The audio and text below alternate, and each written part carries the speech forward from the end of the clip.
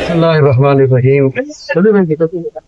जैसा कि आपने कहा कि शिया कौम के एक लीडर, एक रहबर, लबनान के हिज़्बुल्लाह के चीफ, उनको इजराइल ने एक कायराना हमले, बुज़दिलाना हमले में शहीद कर दिया, क्योंकि वो जानता है कि आमने सामने की जंग वो जीत नहीं सकता। इसलिए उसने हवाई हमले के जरिए जो उसके पास टेक्नोलॉजी की ताकत है, वैसी शुजाअत नहीं है, इंसानी शुजाअत नहीं है, उसने शहीद किया। और ये मसला फकत शियों का नहीं है, बल्कि ये मसला मुस्तज़फ़ीन का है, क्योंकि वो हसन नसरुल्लाह साहिब जिनके लिए घर से बाहर निकले थे और उन्होंने अपना मिशन, अपना मूवमेंट शुरू किया था।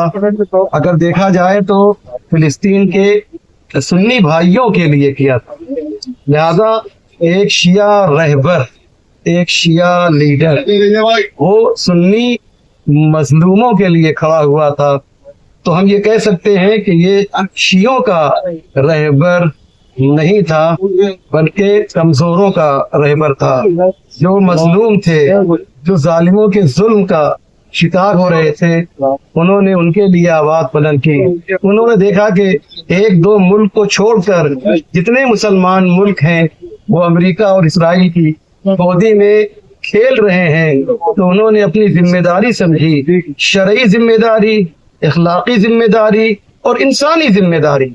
ये तीनों जिम्मेदारी को समझते हुए उन्होंने लबनान के जियालों का एक ग्रुप, एक फौज तैयार की और इजराइल के नाक में दम कर दिया। साउथ लबनान में तकरीबन 25-30 साल पहले जो इजराइल ने इलाका कब्जा किया था, उसे जो है इन जियालों ने इजराइल से छीना और उसे वापस किया।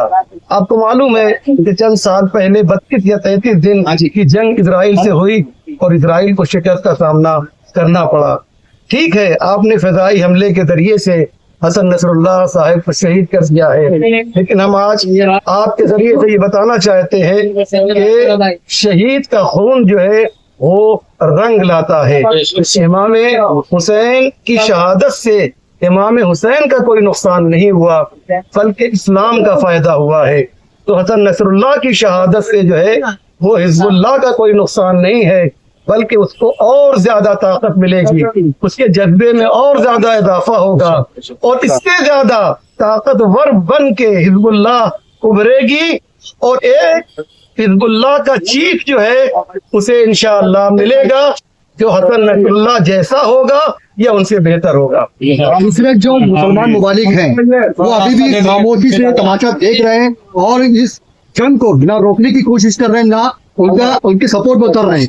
ऐसे ममालिक के लिए आप क्या मैसेज देना चाहेंगे? जी हाँ, मुसलमान मुल्क कैसे हैं आप जानते हैं कि तकरीबन कुछ किलोमीटर के फासले पर मदीने से सऊदी अरब में मदीने की सरहद पे कह लीजिए कि शकीरा नामी कोई नाचने वाली थी, उसको बुलाया गया और मदीने की सरहद पर उसको कि जहाँ से इस्लाम जो है ग्रो किया है, जहाँ से इस्लाम जो है आगे बढ़ा है, वहां पर यह काम किया गया है।